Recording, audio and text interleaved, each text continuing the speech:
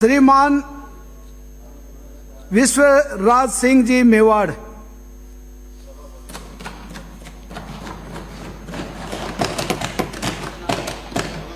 आपने मुझे मांग संख्या 45 में बात रखने की अनुमति दी, जिसके लिए आपको धन्यवाद।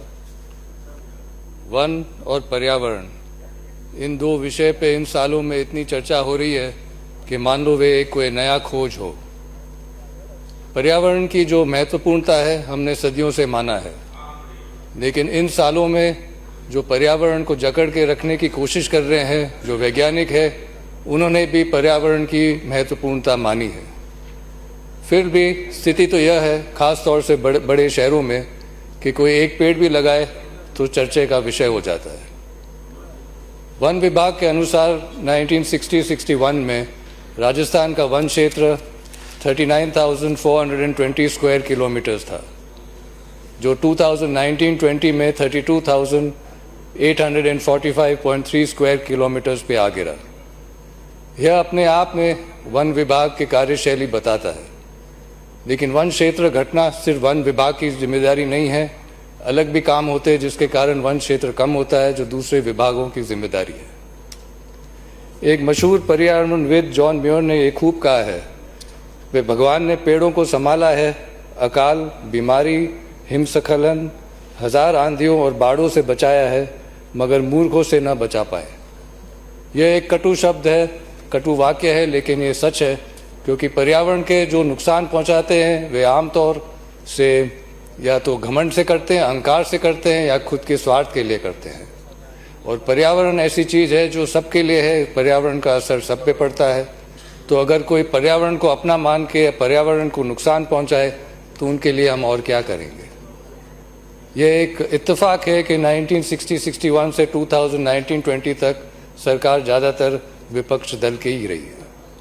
और हम सबको भी याद है या मालूम तो होगा कि 60-61 में बड़े शहरों में हरियाली थी और छोटे शहरों में पर्यावरण साफ था, लेकिन जो भी पर्यावरण के नीतियाँ थे वो तो कागज़ पे रह गए, जो हम आज भुगत रहे हैं। दुनिया भर में पर्यावरण के लिए नीतियां हैं जो दुनिया भर मानती है। खास तौर से है कि हमको पर्यावरण के प्रति सावधानी दिखानी चाहिए। जहाँ नुकसान हो रहा है वहाँ बंद करें, नुकसान शुरू की जगह से बंद करें, जो नुकसान कर रहा है वही भरपाई करे, वही सुधार करे। और एकीकरण की का सिद्धांत कि पर्यावरण कोई एक विभाग की जिम्मेदारी नहीं है, सब विभागों को साथ में मिल के पर्यावरण संभालना है। वनीकरण भी पर्यावरण का एक भाग है और इसके भी कुछ सिद्धांत हैं जो दुनिया भर में माने गए हैं। एक कि जहाँ हरियाली हो, जहाँ जंगल का ज़्यादा नुकसान ना हो, वहीं से शुरू करें। जो स्थानीय लोग हों उनको साथ में लेके चलें। वनीकरण के साथ और भी उद्देश्य जोड़ें, जैसे कि कार्बन फुटप्रिंट घटाना या दूसरे पक्षी जानवरों को, पौधों को संभालना।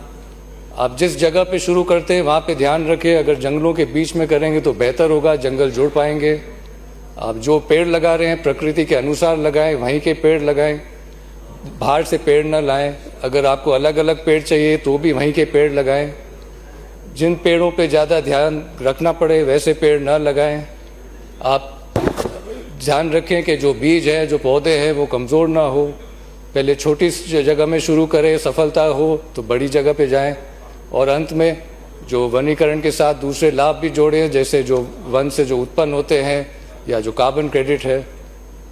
तो ये अब की बार जो है, जो राजस्थान सरकार की जो बजट है, ये पहला ग्रीन बजट है।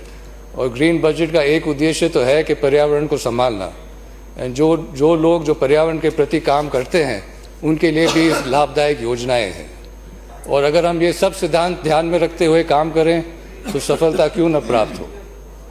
लेकिन पिछले कुछ दशकों की अगर हम बात देखें तो ख़ास तौर से दो ऐसे सिद्धांत हैं जिसके ऊपर किसी का ध्यान नहीं जा रहा है। वो एक बात तो है कि जहाँ हरियाली है, जहाँ जंगल है, सबसे ज़्यादा नुकसान वहीं से हो रहा है। और दूसरी बात है एकीकरण का नुकसान। आज हम देख रहे हैं कि बहुत नुकसान हो रहा है हमारे नया उद्योग, पर्यटन उद्योग से। अब पर्यटन उद्योग का कथित उद्देश्य तो यही है कि सुविधाएँ लेके आएँ कि ताकि जो लोग वहाँ पे आए जगह का आनंद ले सकें। लेकिन अगर सुविधाएं लाने में अगर वो जगह कोई बिगाड़ देंगे तो पर्यटक देखेंगे क्या। तो ऐसे कई बार लगता है कि जो पर्यटन के उद्योग है उनका मकसद और उनके उद्देश्य शायद कुछ और भी हो सकते हैं। आप खुद अंदाज लगाएं इन उदाहरण से। आप उदयपुर को देखोगे तो जो जाना जाता था अपने तालाबों के लिए, अपने बगीचों के लिए, आज आप मुझे एक साफ तालाब बताएं, एक बगीचा बताएं। जो शहर के वासी हैं वो तालाब के पानी से दूर हो रहे हैं, तो पर्यटक क्या आनंद लेंगे। तो तालाब के किनारे हो, ग्रीन बेल्ट हो, फॉरेस्ट लैंड हो, नदी के किनारे हो, वहाँ होटल बन रहे हैं, मगरे पे सरकारी भवन बन रहे हैं। जहाँ हरियाली बची हुई है वहाँ और होटल बन रहे हैं और उनकी सहूलियत के लिए और रास्ते बन रहे हैं। और दुनिया भर में 31 शहर है जिनको वेटलैंड घोषित किया है। हाल ही में उदयपुर को भी वेटलैंड घोषित किया है, लेकिन वेटलैंड के कानून मानने के लिए कोई तैयार नहीं है। तो एकीकरण का सिद्धांत कहाँ है। और ऐसे लगता है, महसूस होता है कि पर्यटन के बाजार में नीलाम हो गया शहर। माउंट आबू की दुर्दशा की तरफ जल्दी से बढ़ रहा है कुंभलगढ़। जो जंगलों से उभरता हुआ एक किला था, अब बहुत जल्दी से होटलों से उभरता हुआ नजर आएगा।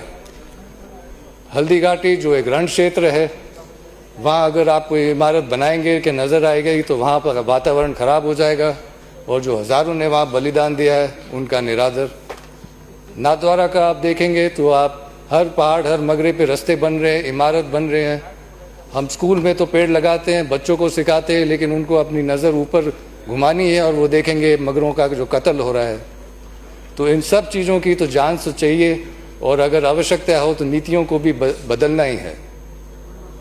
जल भी पर्यावरण का एक बहुत महत्वपूर्ण अंश है, और जो सैटेलाइट फोटोग्राफ्स है वो साफ दिखा रहे हैं कि पिछले दशकों से जो भी जलाशय है, जल स्रोत है, वो कम होते जा रहे हैं, सूखते जा रहे हैं।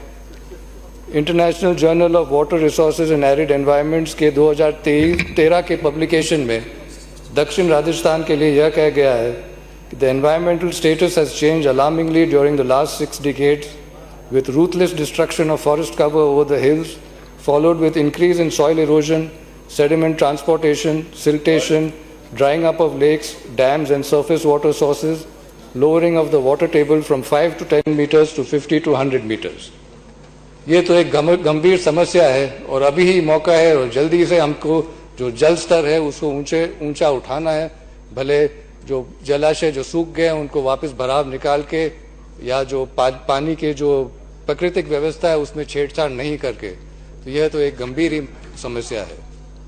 और जहाँ तक पर्यावरण की तरफ हमारी तो जिम्मेदारी है, एक जो है एक मूल अमेरिकन जो वहाँ के आप कह सकते हो आदिवासी या जनजाति, उन्होंने कहा है कि धरती जो है हमने अपने पुरखों से विरासत में नहीं मिली है, हमने इसको हमारे बच्चों के लिए उधार पे लिया है। और यह एक ऐसा उधार है जो कहीं बजट में नजर नहीं आएगा, और इसको चुकाना सबसे महत्वपूर्ण और सबसे महंगा पड़ने वाला है। और जहाँ तक वन विभाग के जो आंकड़े हैं कि इतना क्षेत्र वन विभाग का है, आप इस उदाहरण से और आप अंदाज लगा दें कि नाथद्वारा क्षेत्र में 1970 में 50 बीघा जमीन चारगाह से बिलानाम कर दी गई, नाथद्वारा नगर पालिका को सौंपी थी। 1973 में 765 बीघा और 16 बिस्वा जमीन को वन विभाग को दे दिया गया, और 1983 में 10 साल बाद इसका हस्तांतरण हुआ और इस जमीन में शुरू के 50 बीघा भी शामिल कर दिए गए। 93 में यह पाया गया कि इस जगह में से 286 बीघा और 18 बिस्वा जमीन पे अनधिकृत अतिक्रमण हुआ है। 2006 के आदेश में यह भी तय हो गया कि इस अतिक्रमण जमीन को वन विभाग की संख्या में गिना जाए। और 2019 में अंत में अजमेर से आदेश आया है कि यह जो जमीन भले ये वन विभाग की है या आबादी की है, यह 2 विभागों के बीच की बात है जो मुख्य सचिव जयपुर तय करेगा। अब इन सब गतिविधियों का नतीजा तो यह है कि भ्रष्टाचार हुआ, अतिक्रमण हुआ, लेकिन जो लोगों को सरकार ने पट्टे दिए हैं वो लोग अपने हक से वंचित रहे हैं। और ये दोहरी नीति तो साफ है, जहां एक जगह ग्रीन बेल्ट में फॉरेस्ट लैंड पे सरकारी भवन बन रहे हैं, होटल बन रहे हैं, और यहाँ 55 साल के लिए जिन लोगों को पट्टा मिला है वो अपने हक से वंचित है। अब 2019 से 2023 तक इस ऑर्डर पे काम क्यों नहीं हुआ, वो हम अंदाज क्या लगाएं। हमको पता है उस समय सरकार किसकी थी, लेकिन अब जो है मैं मुख्यमंत्री जी से और वन और पर्यावरण मंत्री जी से आग्रह करता हूं कि आप जो है शासन के जो संवेदनशीलता है उससे आप प्रशासन की जो गलती है वो प्रशासन से सुधारें ताकि लोगों को अपना हक मिल सके।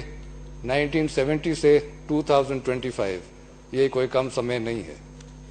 और अंत में मैं ये भी कहना चाहता हूं कि अगर वन विभाग के आंकड़े सही है तब भी यह पूरे राजस्थान क्षेत्र का 10वां भाग भी नहीं है, जो अपने आप में एक खतरे की घंटी है। आप सब ने मेरी बात सुनी, जिसके लिए आपको बहुत बहुत धन्यवाद। श्री रामकेश जी।